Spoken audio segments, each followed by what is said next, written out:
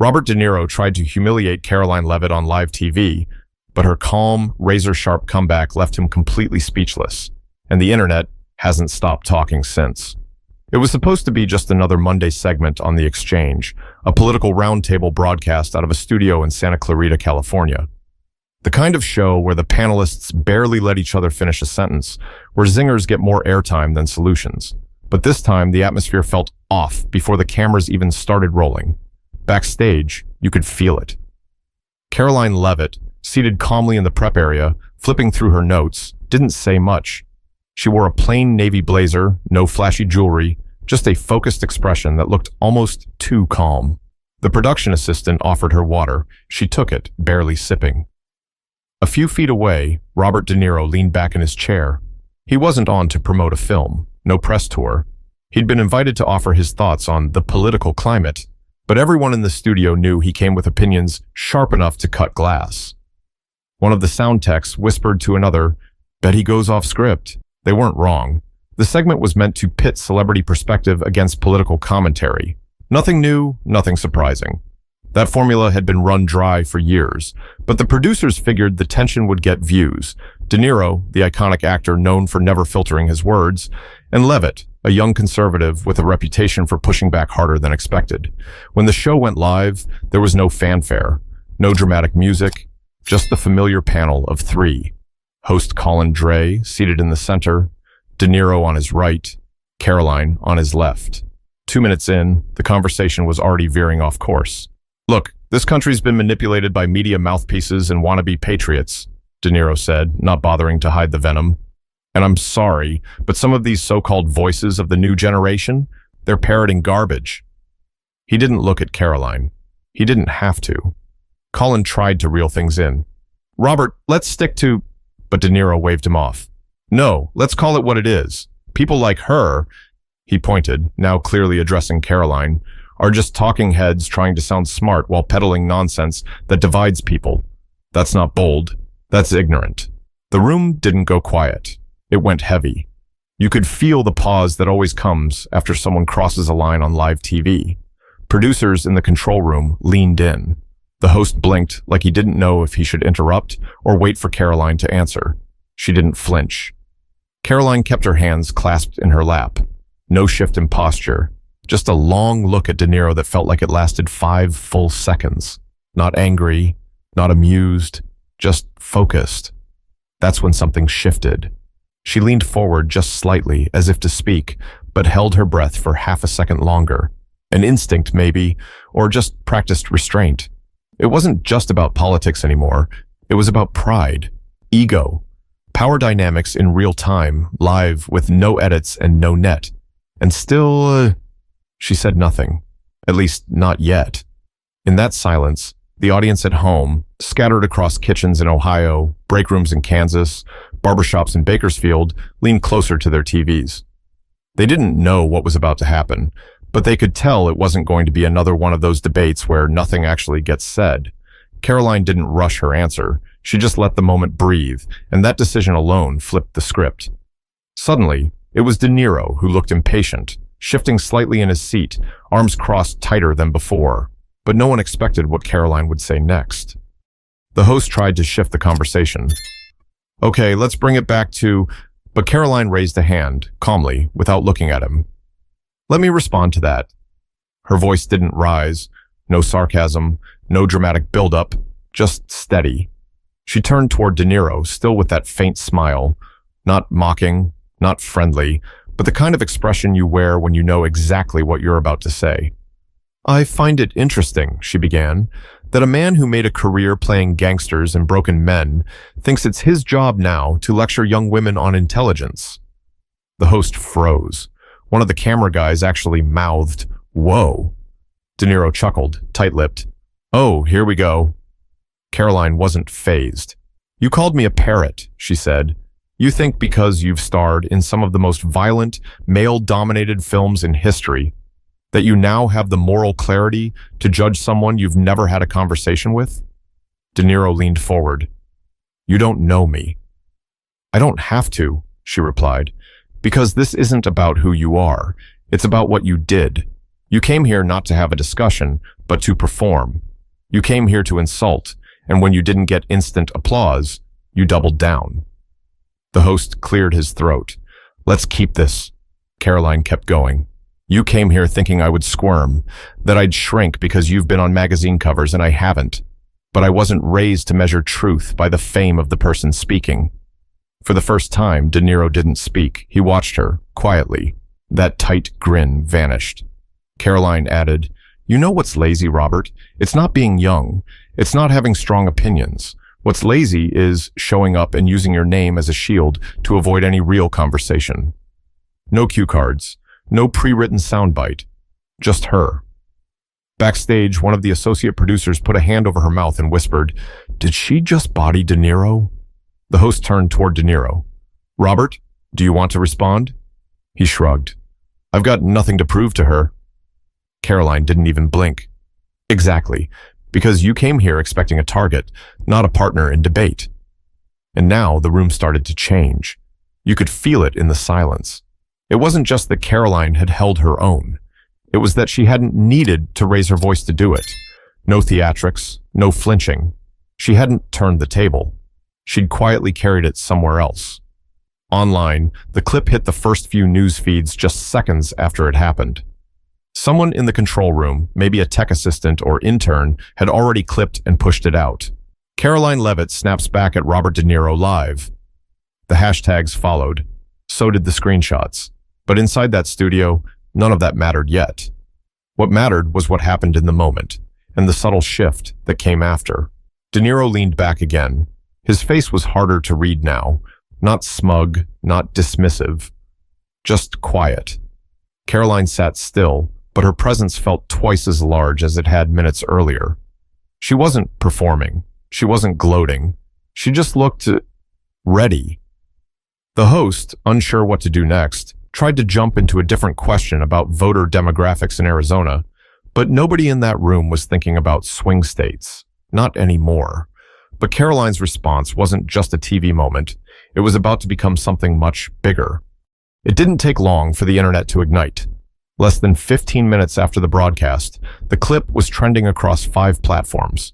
A phone recording of someone watching the show in a Dallas airport lounge had already racked up 250,000 views. No filters, no edits, just raw live TV. The caption? She just ended him, on his own stage. But while the digital world reacted in all caps and hashtags inside that studio, Karoline remained composed. She could have stopped there. She could have left it at that, a clean checkmate. But something in her expression said she had more to say. The host looked to De Niro, who was still quiet, and then hesitantly turned back to Karoline. You want to finish your point? She nodded once, looked toward the camera, and addressed not the panel, but the people watching at home. I know some of you will hear what I just said and think I'm being disrespectful, maybe even cocky, she said. But ask yourself this. How many times have you watched someone sit quietly while a celebrity throws their status around like it makes them smarter? The control room stayed locked in, barely breathing. Nobody dared cut to commercial. I grew up in Manchester, New Hampshire, she continued. My dad worked with his hands. My mom cleaned houses. They didn't go to elite schools, and we didn't have famous friends. But they taught me how to listen, and more importantly, how to speak when it matters. She turned back to De Niro. You're not my enemy, Robert. You're a man with a strong voice. But you used it today to put someone down. And if we're being honest, that's not power. That's panic. He let out a slow exhale, then said, almost under his breath, I'm not panicking. I just don't like smug kids talking like they've got it all figured out. Karoline didn't blink. Neither do I. That's why I don't pretend to have it all figured out. I just came here prepared to speak honestly, even if it makes someone uncomfortable. A slight ripple of reaction moved through the crew behind the cameras. The energy had shifted completely. See, she added, this isn't about being right. It's about being real. You don't have to agree with me, but you do have to respect the fact that I came here with more than attitude. I came with information. Then, for the first time in the segment, she reached into her notes and quoted a statistic. Last year, voter turnout among Americans under 30 hit a record low in several states, but instead of asking why, we mock the people trying to speak to them. She paused. Let it land. That's not the kind of country I want. I want one where we can challenge each other without trying to humiliate each other. And that was the point. The exact second when it stopped being about her versus De Niro and started being something more. On screen, she wasn't just a political figure anymore. She was a person telling a truth millions had felt but never had the mic to say. De Niro crossed his arms again, this time less defensively. "You done?" he asked. She looked at him, then glanced back at the camera. Almost. She turned one more time to the audience at home. If you've ever felt talked down to by someone richer, older, or louder, just know you're not crazy. And you're not alone. Speak up. They might not like it, but they'll hear you. That was it. She leaned back, folded her notes, and didn't say another word for the rest of the segment. She didn't have to, but the real impact hadn't even started yet. By the time the show's credits finished rolling, Karoline's name was already climbing search rankings, not just in conservative circles either. People who'd never heard of her were watching the clip with narrowed eyes and open mouths. In a cafe in Flagstaff, Arizona, a pair of middle-aged teachers on lunch break played the clip 3 times, barely speaking, just exchanging glances. One finally said, "She didn't flinch, not once." In a break room in Toledo, a 19-year-old intern who usually tuned out politics altogether sent the video to 5 of his friends with the caption, "Yo, she kinda went off." The footage was everywhere. Morning talk shows, political YouTube channels, Instagram reels with animated subtitles. Everyone had an opinion, and most weren't subtle. Some praised her clarity. Others said she was rude. A few high-profile commentators tried to downplay the moment, claiming De Niro was caught off guard or hadn't come to fight. But anyone watching live knew better. This wasn't a lucky punch. It was calculated, calm, and surgical. By 4 p.m., Karoline had gained nearly 20,000 new followers. Her team, unprepared for this kind of viral moment, scrambled to issue a short statement online. Karoline appreciates the outpouring of feedback and remains focused on respectful dialogue across all platforms. That was all. No victory lap, no retweet storm. Just one post and silence. But outside of her control, the conversation was growing. Clips of De Niro fumbling after her response became memes. Side-by-side reaction videos were uploaded by the hour, most featuring commentary like, "You could see the exact moment he realized he picked the wrong one." She took him to school and didn't raise her voice once. It wasn't about taking sides. That was the most surprising part. For every hardcore political junkie dissecting the debate, there were 10 average viewers who simply said, "She handled herself." In a podcast recorded late that evening, a retired Navy vet in Fresno summed it up plainly. "I don't care who you vote for. That girl showed what it looks like to stand your ground without being ugly. That matters." The ripple kept growing. But Karoline wasn't celebrating. She was at her apartment outside of Nashua, sitting at her kitchen counter in sweatpants, eating reheated spaghetti, scrolling her phone slowly while trying to process what just happened. Her phone had already died once from the non-stop notifications. She plugged it back in, but didn't open half the messages. Some were supportive, some were disturbing. All of them came with a kind of energy she hadn't expected. At one point, her younger brother called. "Yo," he said, "you just blew up my Twitter feed." She laughed. "I didn't even yell." "No, that's the thing, you didn't have to." Behind the scenes, networks were already debating how to spin it. Some newsrooms saw a chance to make her the next flashpoint. Others advised letting it cool off, but none of them could ignore what happened. What stunned people wasn't that she hit back. It was how she did it. With facts, with control, without falling into the usual pit of TV shouting matches. A former CNN producer tweeted, "This isn't just a viral moment, it's a media blueprint." Even some of De Niro's longtime fans, though loyal, admitted in threads and comment sections that he picked a bad target. Still, others doubled down in his defense, saying the real issue was platforming people like her. The debate raged on, but by midnight, something else had started to shift. People weren't just talking about Karoline or De Niro. They were talking about how public conversations have turned into performances. One comment thread under the full clip had over 40,000 replies. The top liked comment read, "Whatever side you're on, you've got to admit, this is what we've been missing. Real people, real talk, no script." But the moment wasn't done echoing across the country. The next morning, the airwaves were flooded with takes. Cable anchors in Los Angeles, Podcast hosts in Boise, bloggers in Madison, all weighing in. Some were calling it the TV mic drop of the year. Others, a cheap shot. Robert De Niro released a statement through his publicist that afternoon. Mr. De Niro regrets that the conversation on the exchange became personal. His intention was never to insult Ms. Leavitt, but to challenge harmful rhetoric. He stands by his position. It was carefully worded, probably written by lawyers, but it didn't land well. Commentators pointed out that it stopped short of an apology, and worse, that it framed Karoline as a symbol of something instead of a person. She noticed that too. Karoline's team had advised her to lay low for a few days, let the noise pass. But staying silent wasn't easy. Not because she wanted attention, she didn't, but because the conversation had shifted into a caricature and she wasn't willing to let that stand. By day 3, she agreed to appear on a smaller, independent podcast hosted by someone she knew personally, Miguel Taveras, a former political advisor turned media analyst based out of Albuquerque.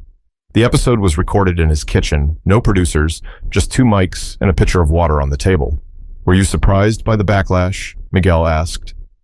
Karoline leaned back, thinking for a second. "Not surprised, just disappointed. I wasn't trying to embarrass anyone. I was trying to keep my dignity intact on live television, that's all." Miguel nodded slowly. "People act like you planned it." She laughed. "I didn't plan to be insulted, that's for sure." They both chuckled, and it was the first moment in days that felt normal. But not everyone was laughing. One article from a popular entertainment site ran the headline, "Is Karoline Leavitt weaponizing civility?" Another op-ed questioned whether her tone had been calculated manipulation. That one stung. It wasn't that she couldn't take criticism. She'd faced plenty before. But this was different. This wasn't disagreement. It was distortion. Meanwhile, her inbox was filling up with strange emails. Some were kind, some were deeply unsettling. One simply read, "You looked too comfortable. That's dangerous." Her security team started flagging names, tracking a few IPs. She didn't speak publicly about that part. No one needed to know what her nights felt like now. Still, she showed up. She kept her scheduled appearances, spoke at a university panel in Minneapolis, did a radio call-in with a local host in Tulsa, never once used the word victim, never once claimed martyrdom. "I spoke up because I was spoken down to," she said on air. "And if that's controversial, then maybe we need to take a hard look at who's allowed to interrupt and who's expected to swallow it." Her tone was calm, but the message was firm. The media storm didn't stop, but it started to shift. Fewer headlines were attacking her character now. More were asking why we expect young professionals, especially women, to respond to insults with a smile and a thank you. De Niro stayed mostly quiet after the statement. He didn't go on a press tour. He didn't offer a follow-up interview. Some said he was told to sit this one out. Others guessed he just didn't want to fuel it further. Behind closed doors, producers at the exchange were split. Some thought booking Karoline had been a gamble gone wrong. Others thought it was the best segment they'd ever aired. One exec reportedly said, "She gave the network more authenticity in 10 minutes than our last 3 seasons combined." But for Karoline, it was never about the ratings. It was about respect. But Karoline wasn't backing down now. The headlines eventually cooled, but the moment lingered. Not in the flashy, viral sense, those die fast, but in a quieter way. The kind of way that shows up in the places no one films. Staff meetings, classrooms, dinner tables. 2 weeks after the broadcast, Karoline found herself speaking at a town hall event in Springfield, Missouri. It wasn't a big production, just a borrowed community center, a folding table, and about 45 people from the area. Some were supporters, others weren't. That didn't matter. She came because someone asked her to talk about public discourse, and she said yes. At the start, one man in the back asked bluntly, "How did you keep your cool when De Niro came at you like that?" Karoline smiled slightly. "Because I've had practice." She paused, then told them something she hadn't shared publicly before. "When I was 15, I worked part-time cleaning rental homes with my mom. One day, we were scrubbing a kitchen in an apartment outside Concord when the tenant came home early.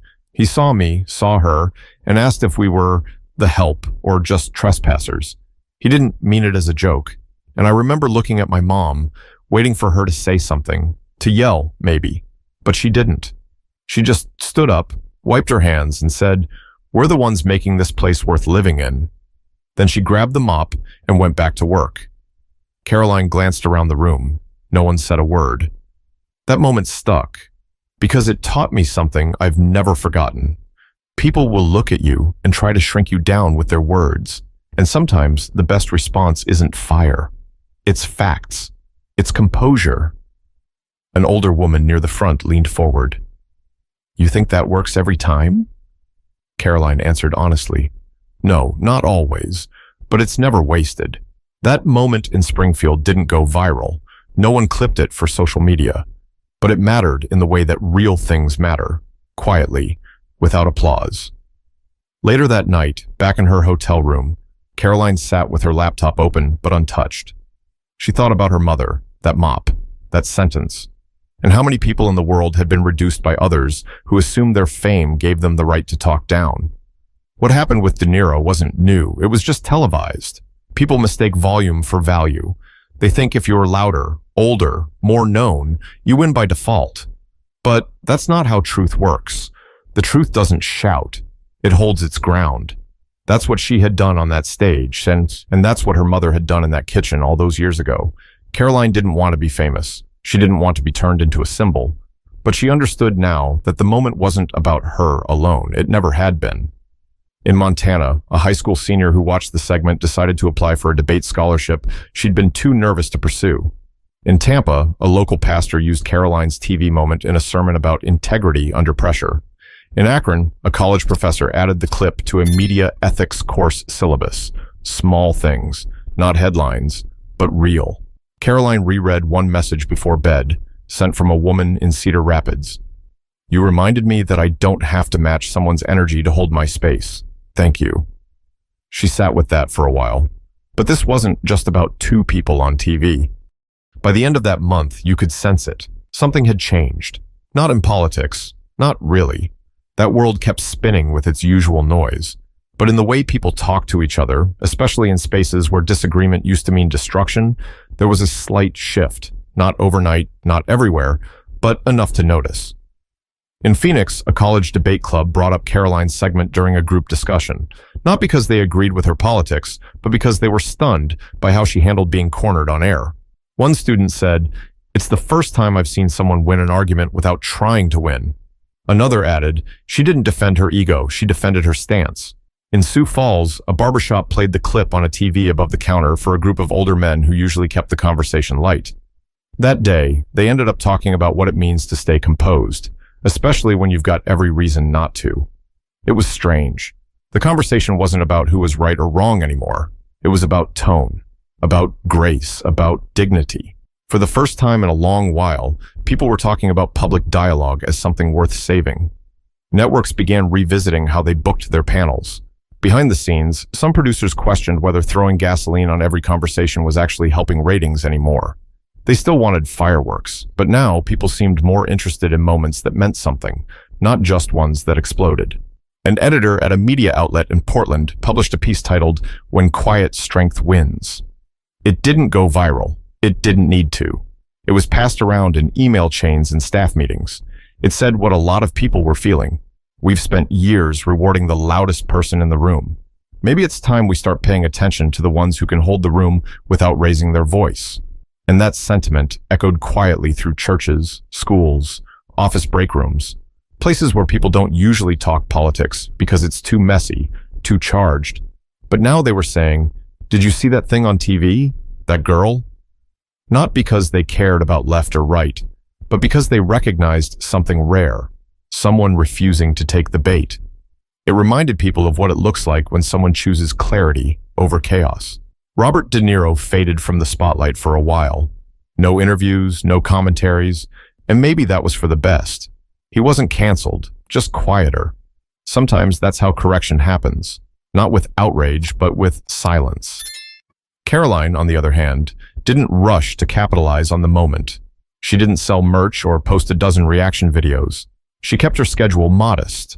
She spoke when asked, and when she did, she stayed consistent, firm, informed, and unbothered. That consistency, more than the viral moment itself, is what made people remember her. One Sunday in Omaha, a father and daughter watched the segment together on YouTube. He paused the video halfway through and asked her what she thought. "I don't know," the girl said. "She didn't sound like she was trying to win. She sounded like she meant it." The dad nodded. "That's rare. Hold on to that." It wasn't about politics. It was about posture. That's what made it powerful. And that's when something deeper clicked. Karoline never called it a victory. In fact, she barely spoke about it at all in the weeks that followed unless someone asked her directly. And when they did, she always brought the conversation back to something bigger than herself. "This was never about me versus Robert De Niro," she said during a local radio interview in Amarillo. "It was about how we handle being talked down to. Because that happens to people every day, at work, in families, online, and most of the time, there's no audience to see it." What stayed with people wasn't the clash. It was the calm. The way she took an insult on national television and turned it into a moment of clarity, without shouting, without shrinking, and without stepping outside her own principles. That stuck. Because here's the truth. Almost everyone, at some point, gets underestimated. Sometimes because they're young, or because they're quiet, or because they don't carry a famous last name. The world can be loud, fast, dismissive. But the people who last, the ones who earn respect without demanding it, are usually the ones who don't flinch when tested. They prepare, they listen, and when the time comes, they speak not to win, but to be understood. That's what Karoline did, and it resonated far beyond one television segment. In Columbus, a high school guidance counselor used the clip during a workshop on public speaking, not to make a political point, but to show what poise under pressure looks like. In Santa Barbara, a nonprofit leader wrote an op-ed in the local paper reflecting on the incident, explaining how it reminded her to stop underestimating the interns in her office, because sometimes they're the only ones seeing clearly. The story kept moving, not as a scandal, but as a reminder of how strength doesn't always come in volume. Sometimes it shows up in the pause before a response, in the refusal to meet sarcasm with sarcasm, in the courage to stay still when everything's pushing you to swing. Karoline didn't walk away from that stage with a headline. She walked away with her head up and her integrity intact. And in today's world, that might be the biggest win of all. We all get tested, not on live TV maybe, but in rooms where someone bigger, louder, or more important tries to put us in our place. When that happens, we don't have to match their noise. We just have to match their confidence with preparation, their assumption with clarity, their insult with something stronger, our truth. That's the real message here. If you're watching this right now, whether you've been overlooked, interrupted, dismissed, or talked down to, remember this moment. Not because of who was on that stage, but because of how it played out. Respect is earned in the quiet moments. It's kept when you stay composed under pressure, and it's remembered when you speak not to prove something, but to say something worth hearing. Let that be the standard. Let that be the example we follow. If this story made you think, even just a little, share it. Leave a comment, and if you want more stories that bring meaning to the noise, hit subscribe. We've got more coming.